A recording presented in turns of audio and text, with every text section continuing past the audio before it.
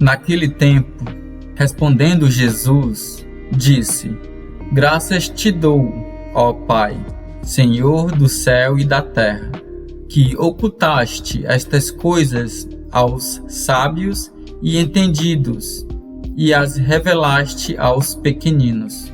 Sim, ó Pai, porque assim te aprouve. Todas as coisas me foram entregues por meu Pai, e ninguém conhece o Filho senão o Pai, e ninguém conhece o Pai senão o Filho, e aquele a quem o Filho o quiser revelar.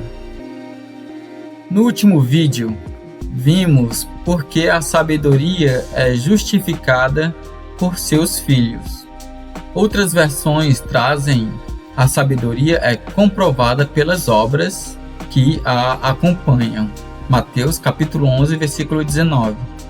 Se as obras de alguém que crê em Jesus forem obras de Deus, elas glorificarão a Deus, não ao homem.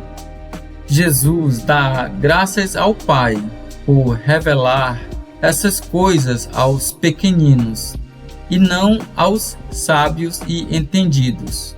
Paulo fala disso em 1 Coríntios, quando diz que Deus escolheu as pessoas fracas, loucas e insignificantes para confundir as poderosas, sábias e importantes.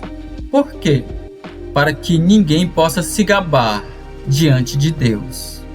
Ora, se eu entender as coisas de Deus, graças à minha capacidade intelectual, então posso me gloriar de ter conseguido isso com meus esforços. Mas, se entender apenas por revelação divina, vou me gloriar de quê? Assim como a salvação é de graça e independe de meus esforços, o entendimento da palavra de Deus segue a mesma regra. Se você se considera incapaz de entender as coisas de Deus, está no caminho certo. É para gente assim que ele revela a sua palavra. Jesus diz que ninguém conhece o Filho a não ser o Pai, e ninguém conhece o Pai a não ser o Filho, e aqueles a quem o Filho o quiser revelar. Mateus capítulo 11, versículo 27. Portanto, é também impossível conhecer a Deus de modo próprio. Deus é tão grande que só Ele pode entender a si mesmo. Mas Jesus pode revelar o Pai a quem Ele quiser. Jesus disse no Evangelho de João, capítulo 14, versículo 7, Se vocês realmente me conhecessem, conheceriam também o meu Pai. Porém, se por um lado ele diz que só o Filho conhece o Pai, e este pode ser revelado a quem o Filho quiser, por outro diz também que só o Pai conhece o Filho, mas nada diz do Pai revelar o Filho. Há coisas que jamais compreenderemos, e a encarnação é uma delas. Como poderia Deus, imenso como é, se tornar homem? Não há explicação que caiba em nossa cabeça.